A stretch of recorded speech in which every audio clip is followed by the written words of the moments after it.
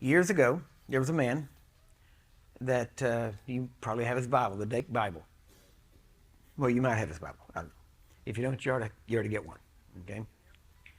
Probably, strangely enough, when I was learning what I know now, probably 80% of it I ended up finding in the Dake's Bible. If I had just read through and read the notes and read the things that he went into and all that, I probably would have come to the same conclusion of where I'm at today, and it was already all there.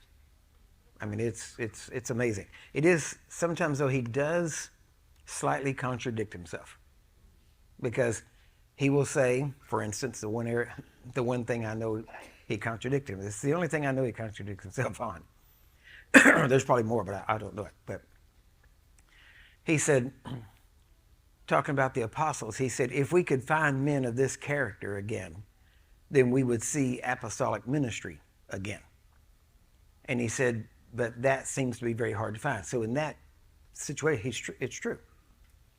But then he says, but that has, or he lends to you to think that he's saying that most of that you really can't find people like that anymore.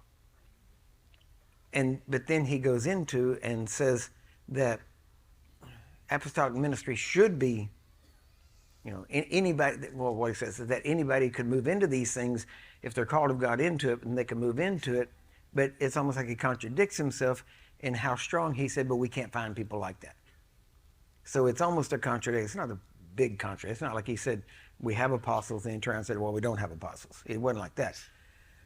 But he wrote that Bible over a long period of time. He had over 100,000 hours of study.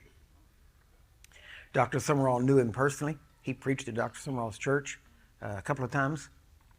And he was an amazing man. I mean, it's just, his life story is truly amazing. And he pastored a couple of different churches.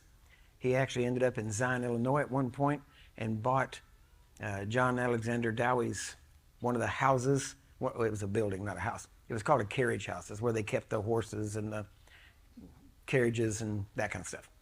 He bought that and turned it into a Bible school and was there for several years. And then he ended up moving back down to Georgia, which is pretty much where he was from. And that's where he set up, and he pastored a church there. And during that time, he was writing his notes. Now, his notes came out actually he started writing them long before that, but he finished some of the notes on the whole Bible. He finished some of them really from 1946 to about 1949 is when they really came together. And he wrote several books during that time. And it's funny because we're talking back early. He was born in 1902, died in 1987. My friend and I actually called his office once, talked to his son, and we said, we want to talk to your dad. Well, we really don't let him talk to people anymore. That sounded kind of strange. And so we said, well, why not? He said, because every time we do, he makes people mad. I said, well, he's probably telling the truth then. That seems to be what makes people the maddest. But we asked a bunch of questions and stuff, and they were able to answer them. Well, when he started pastoring the church I think it was in Georgia, he had a tremendous gift of God. When he got baptized in the Spirit, he spoke in tongues for 3 days, couldn't speak any English, nothing else. Every time he'd open his mouth, tongues came out. Did that for 3 full days.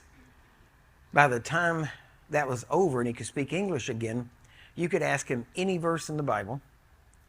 He saw it. Wow.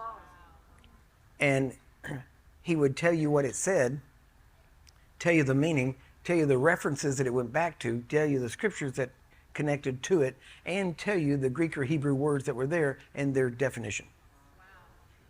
Wow. He knew all of that. It was a gift planted into him, which is why then he started writing the Bible, and that's why his Bible has so many notes in it. I mean, it is just amazing.